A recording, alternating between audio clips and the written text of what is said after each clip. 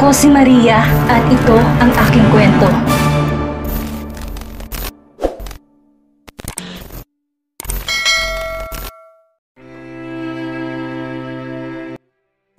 Kuya, what's our plan? Tanong ni Felicity sa dalawa kinabukasan ng magising sila. Naroon sila ngayon sa playroom kaya ang buong alam ng magulang ni Johannes ay maglalaro mga to. I have a plan. Agad na sabi ni Hans na ikinatingin nila dito. But first, we have to get a laptop. Tumango ang dalawa sa sinabi ni Hans. Nagkatinginan si Felicity at John. Pagkatapos ay tumango sa isa't isa at naghiwalay ang dalawa. Alam natin ng mga mafia ang magulang natin at pamilya ni Daddy. It is possible na merong mga secret passage dito sa playroom papunta sa hideout nila. Agad na nagliwanag ang mukha ni Hans sa sinabi ni John na naghahanap na sa paligid kasama si Felicity. Hindi nagdalawang isip si Hans na sumama sa mga kakambal niya at humanap din. Found it! Maya-maya pa sabi ni Felicity at inikot ang isang laruan na nasa gilid kasabay ng pagbukas ng pintuan sa malaking salamin na nandoon. Cool! Passage pala yan? Manghang sabi ni Hans. You still need to train, Hans? Well, 3 of us pero kami ni Felicity. May knowledge na sa underworld. Sure ako madali ka naman makakasabay sa amin.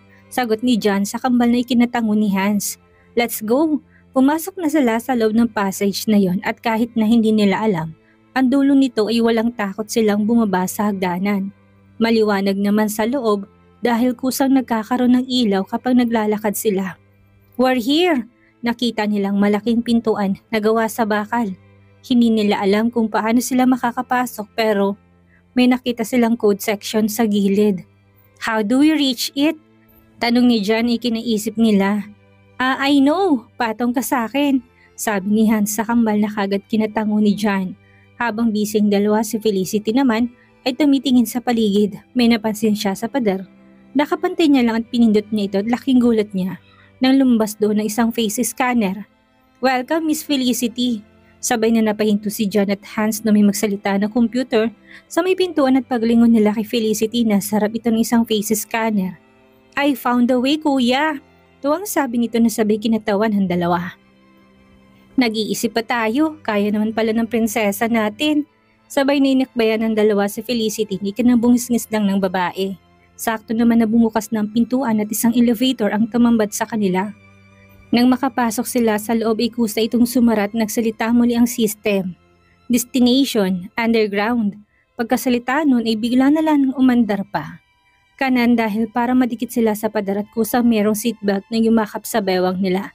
Nagulat sila doon pero nasanay din at naisip na sadyang meron noon lalo pat mabilis ang takbo ng elevator.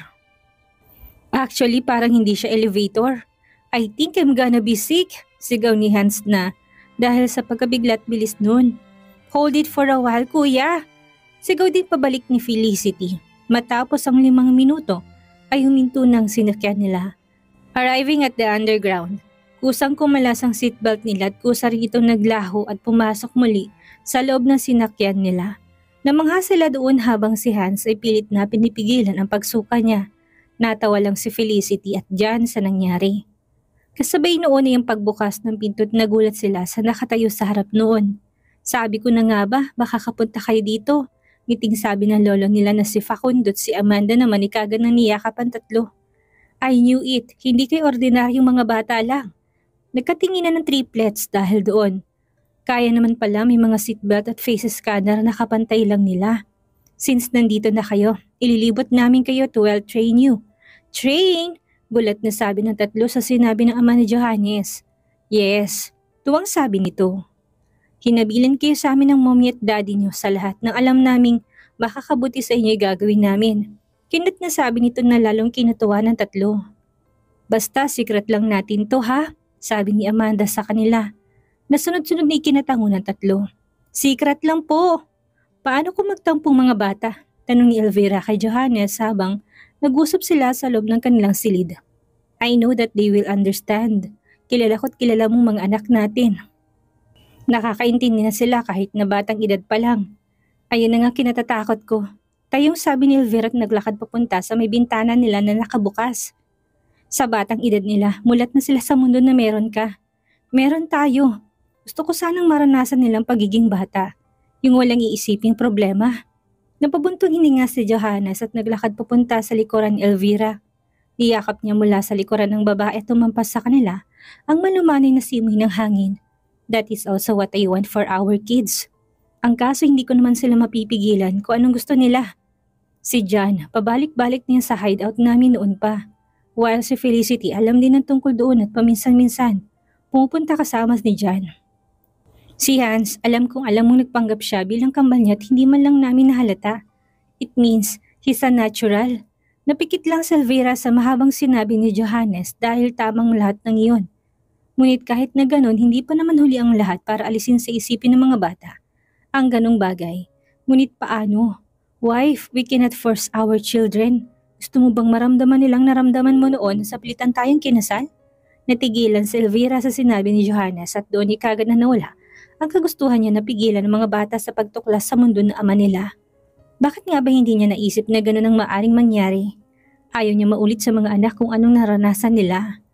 Tama ka, Habi. Hindi natin dapat sila kontrolin. Tumango si Johannes sa sinabi ni Elvira. Ganito na lang. Tatanungin natin sila at kung anong gusto nila, doon tayo. Pero still, pag-aaralin natin sila tulad ng ibang normal na mga bata. Sigurado naman akong papayag sila. Maya-maya pa'y tumango na si Elvira sa sinabing na lalaki. Habang nag-uusap silang dalawa doon, ang hindi nila alam merong nakatanaw sa kanila habang nasa loob sila ng kotse nito. Kitang-kita niya kung paano yakapin sa likuran ni Johannes ang babae at halikan ito sa labi mula doon. Napairap na lang siya at masamang tumingin sa kanila. Magsaya ka ngayon, Elvira, dahil nakahanda ng plano ko para sa'yo. Ngumisi lang si Patricia nang sabihin niya yun at pinaandar ng kanyang sasakyan. Dahil sa tuwa ng triplets nang magsimula ang training nila, ay nawala na sa kanilang isip ang planong pagtulong sa mga magulang. Kung hindi pa sila tatawagan ng mga to ay hindi nila yun maaalala. Hindi pa po kayo makakauwi? Tanong ni Felicity habang kausap online ang mga magulang nila. Yes, baby. Mommy and Daddy were so sorry. Hindi namin inaasahan na ganito karaming trabaho na dapat namin gawin.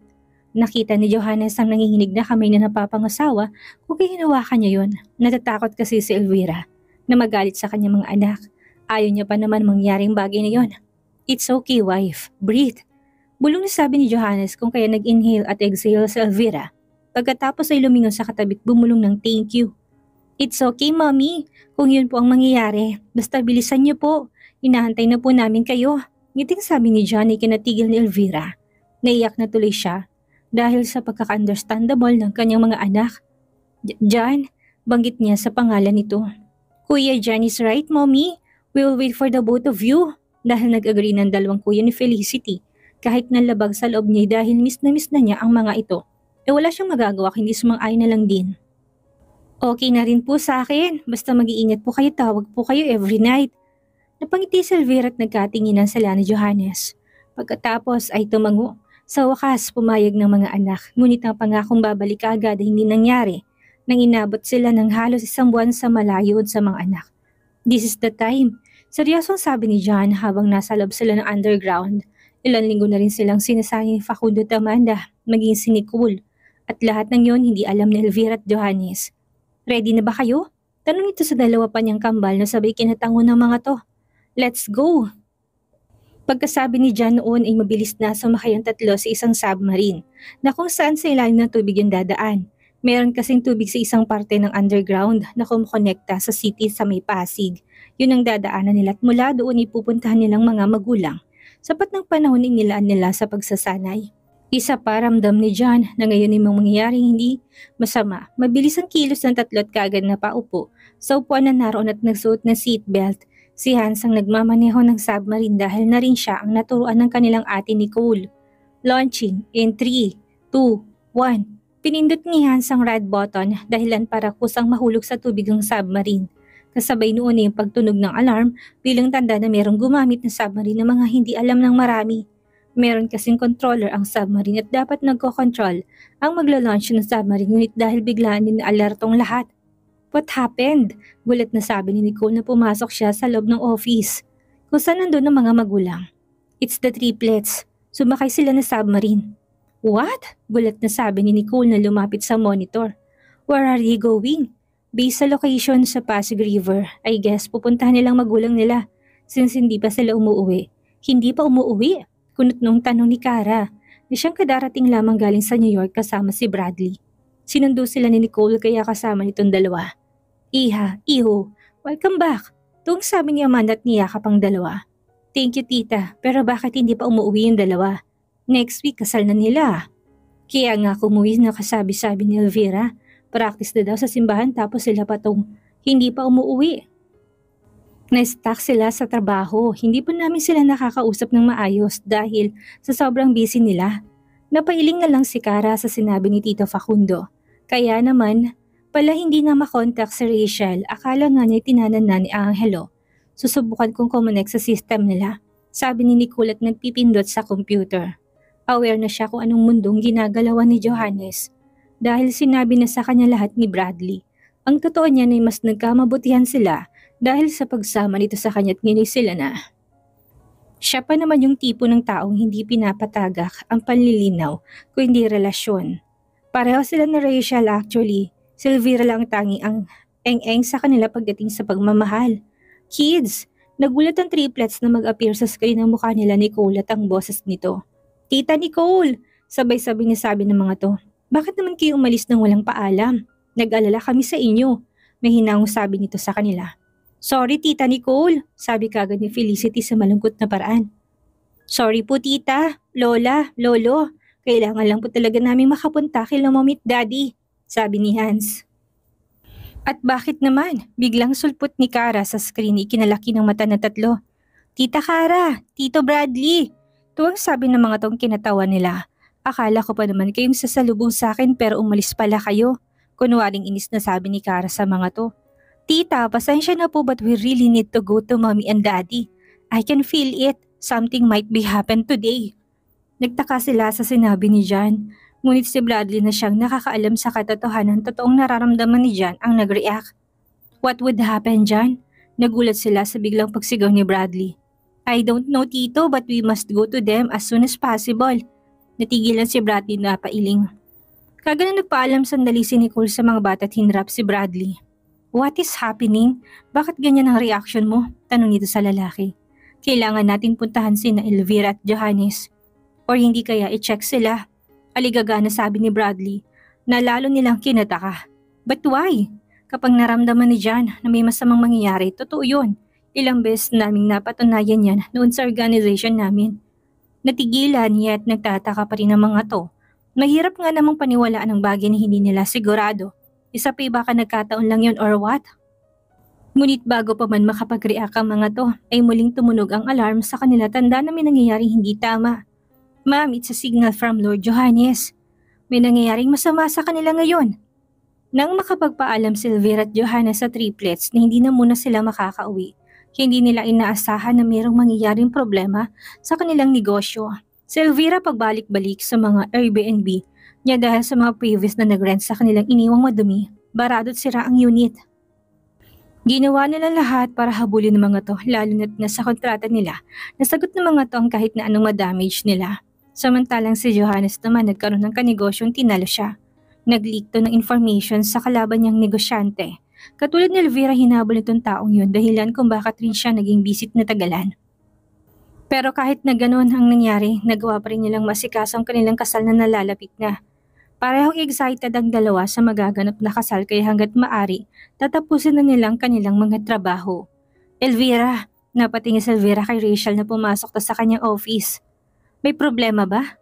Wala naman, katatawag lang sa akin ni Elmira. Pinapapunta niya tayo sa bahay niya dahil birthday niya. Nagulat si Elvira sa kanyang narinig. Right now, bakit hindi natin alam? Wala man lang tayong gift. Napangiti ng alanganin si Rachel sa sinabi ni Elvira at napakamot sa ulo. Actually, nag-post siya.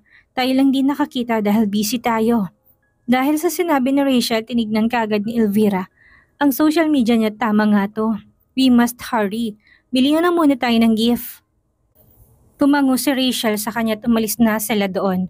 Nalaman nila na maging si Johannes pala imbitado din dahil tumawag to sa kanya. Balak nito na sumabay na sila, kaya sa mall na lang sila nagkita. Nang makabili sila ng pangregalo mula sa Chanel ay nagpunta na sila kung nasaan si Johannes at Angelo. Nang magkitang dalawa'y nagpasya ng mga to na dumiretso kagad kila Almira. Merong address na ibinigay sa kanila sa Almira, kaya't dun sila pumunta. Nang makarating ay ang daming tao doon at merong malakas na musika sa paligid. Formal pala ang team ng party kaya mabuti nakapang-office pa silang suot kaya hindi sila na out of place. Elvira, Johannes! Malakas na sabi ni Almira dahilan para mapalingon sa kanila ang mga tao na naruroon. Agad na nagbulungan ng mga tao lalo na't hindi nila inaasahan na darating ang mga ito doon at kaibigan pa ito ni Almira. I'm so glad nakarating kayo. Alam kong busy kayo pareho kaya akala ko hindi kayo makakarating. Sabi nito matapos niyang makipagbeso kay Elvira. Pwede ba yon? Syempre hindi. Pupunta kami kahit na gaano pa kami kabisi. Na-touch kunwari sa Almira sa sinabi ni Elvira at napahawak pa sa puso niya. Nakaka-touch naman. Ang lakas ko talaga sa inyo, Elvira. Malaking ngiti niya sabi tumingin kay Johannes. You too, Johannes.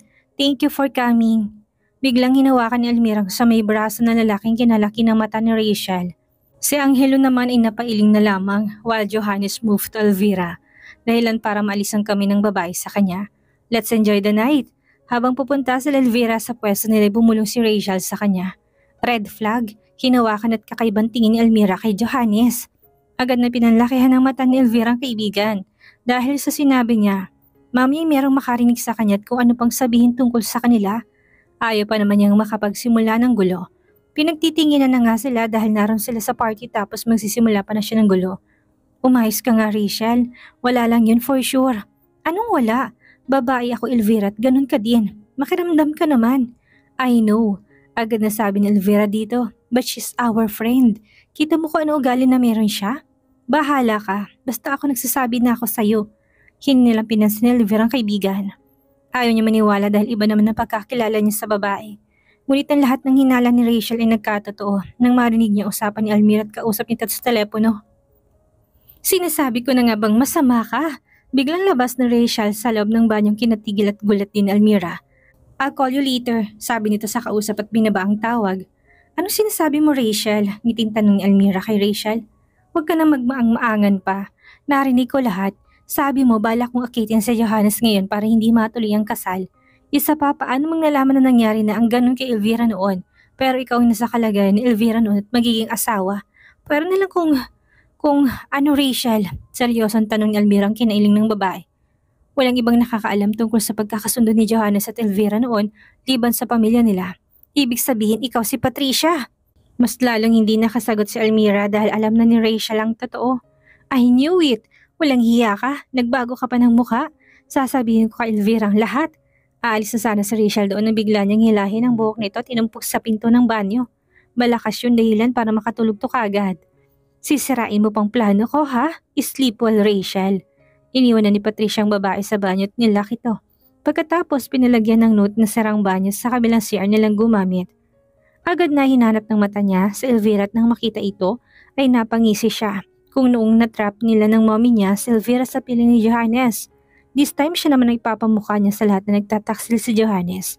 Kay Elvira, Elvira, let's have a drink. Sabay abot niya ng alak na kanina pahawak na kagad namang tinanggap ng babae. Nakita mo ba si Rachel? Kanina ko pa siya hinahanap eh. Alalang tanong ni Elvira sa kanya. Si Rachel? Hindi pa eh, hayaan mo na muna siya. Let's drink. Cheers! Walang nagawa si Elvira kundi makipag-cheers dito at kagad na ininom ang alak. Gusto niya kasing hanapin kaagad si Rachel kaya inubos niya yon. Yeah, cheers! Mahinang sabi ni Patricia at unti-unting ininom ang alak niya. Ang totoo ay merong sleeping pills ang alak na yon kaya inaya niya si Elvira na tulungang hanapin si Rachel. Sinadya niyang dalhin si Elvira sa may garden kaya nang mahimatay si Elvira ay agad niya itong binuhat at nilagay sa may lamesa sa dulo ng wala gaanong tao. Tila tulog lang siya sa ibabaw ng mesa sa kalasanyan dahil sa dami ng bote sa ibabaw ng mesa na yon. Sleep well na muna Elvira. Pagising mo sa akin na si Johannes. Malaking isi ni Patricia ang umalis sa lugar na yon at si Johannes naman ang hinanap niya. Nang makita ni Almira si Johannes na pangisi siya, ngunit kagad niya rin yung tinago sa kanyang malaking ngiti. Hi Johannes! Bungad na sabi niya dito. Did you see Elvira? Kanina ko pa siya hinahanap. Paiinumin ko sana siya. Sabay pakita niya ng wine na hawak. Napatingin naman sandali si Johannes sa hawak na wine ni Almira. At pagkatapos sumagot dito. Actually, hinahanap ko siya. Kapag nakita ko, sabihin kong hanap mo. Alis na sana lalaki nang pigilan siya ni Almira na patingin si Johannes sa pagkakahawak nito sa kanyang braso. Dahilan para alisin ni Almira yon. Napaismit siya dahil sa kasangitan ng lalaki pero hindi na lang pinansin ng dalaga. Ikaw na lang uminom since inimbitahan kita sa birthday ko. Nakangiting sabi nito at inabot ang baso dito. Ngunit tinignan lang ni Johannes ang baso. Ramdam ni Patricia hindi ito tatanggapin ni Johannes kaya ang ginawa niya ay pinahawak agad sa kami ng lalaki ang baso. Sige na, minsan lang ang birthday ko. Shot mo na lang din sa liver at baka malasing pa. Dahil sa huling sinabi ni Almira, nakumbinsi si Johannes at tinanggap ang baso. Ayaw niya na malasing ang fiancé niya dahil may trabaho pa bukas. Agad niyang tinunggang alak at mabilis na inabot kay Almira. Sorry but I have to find Elvira first. Wala nang nagawa si Almira dahil umalis na ito kaagad sa harap niya. Ngunit tagumpay naman ang kanyang plano kaya hinayaan niyang lalaki at sinundan na lamang. Nakita niya na nakasalubong ni Johannes si Angelo, kaya nakihalubilo na muna siya sa mga bisitang naroroon. Did you find her? Tanong ni Johannes kay Angelo. Negative, pero pupunta ako doon. Turo niya sa kabilang kinatango ni Johannes. Okay, sa kabila ako. Tumango sila sa isa't isa at aalis na sana nang mapahinto si Johannes at mapahawak sa kanyang sentido. Okay ka lang? Agad na tanong ni Angelo dito. Yeah, medyo nahihilo lang. Piniinom kasi ako ni Almira. Sinagot ko ng ininom ni Elvira kaya kailangan natin siyang mahanap para makauwi na tayo. Tumango si Angelo sa sinabi ng kaibigan. Pero ang totoo ay duda siya doon. Kung isang shot lang naman yon, hindi dapat aabot sa mahihilo ang lalaki. Pero sinawalang bahala nila yon ni Angelo at gustong mahanap na kagad si Elvira para makaalis na sila doon. Nang hindi niya makita ang kaibigan sa kumpol ng tao, sumubok siya sa CR ngunit naabutan niya lang ang nakapaskil na sira ang banyo. Ano ba yan? Ihing-ihi na ako. Reklamo ng isang babaeng ihing-ihi na.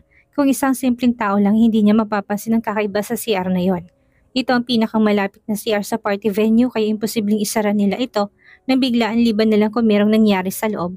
Agad na naalarma si Angelo dahil doon at hindi nagdalawang isip na pumasok sa loob. Pagpasok niya nagulat siya na makita si Rachel doon kaya kagad naman siyang nag-alala sa dalaga. Rachel! Rachel!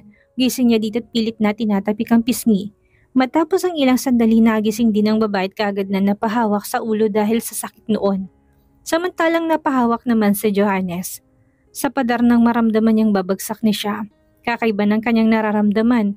Sure siya na mayroong kakaiba sa kanyang iinom kanina. Kailangan ko pang mahanap si Elvira. Sabi niya sa sarili dahil sigurado na kung may nangyari sa kanya, posible na may mangyari sa babae. Si Patricia ay agad ang unang pumasok sa isip niya dahil siya lang naman ang natitirang may sama ng loob sa pamilya nila. Hindi na ako aabot. Muling sabi niya at kagad na pinindot ang isa sa buton ng relo niya kung saan doon mag-a-alarm ang organisasyon ng magulang niya sa kanya. Sakto nang mapindot niya yon ay siyang bagsak niya sa sahig at doon naman lumapit si Almira sa kanya. Akin ka na ulit, Johannes. Malumanay na sabi ni Patricia at hinawakan ang mukha ng lalaki. Pero this time ako naman ang kasama mo sa kama. Pagkasabi niya noon tumayo na siya at pinatawag ang mga tauhan niyang tutulong sa kanya. Sa kabilang parte naman kung saan nagising na si Rachel. Ano nangyari sa'yo? Sinong gumawa nito sa'yo? Alalang tanong ni Angelo, dahilan para maalala ni Rachel ang lahat. Si Almira, siyang gumawa sa akin ito. Natigilan si Angelo sa sinabi ng babae. At agad na pumasok sa isip niya si Johannes. Nahihilo to kanina pagkatapos inumin ng alak na ibinigay ni Almira. Nasa panganib si Johannes. Alalang sabi niya at kagad na tinulungan tumayo si Rachel. Halika na, kailangan natin makita si Elvira at Johannes para makaalis dito. Nang makatayo si Rachel kagad niyang pinigilan ng lalaki. May kailangan kang malaman tungkol kay Almira. Si Almira at Patricia ay iisa. Nang marinig ang sinabing yun ni Rachel na laki mga mata ni Angelo. We need to hurry. Nasa panganib ang buhay natin dito. Ano ang mangyayari ngayong tila umaayon kay Patricia? Ang plano niya kay Elvira at Johannes. Ano ang gagawin ng triplets para maligtas niya ang magulang nila? Yan ang ating aalamin sa susunod nating kabanata.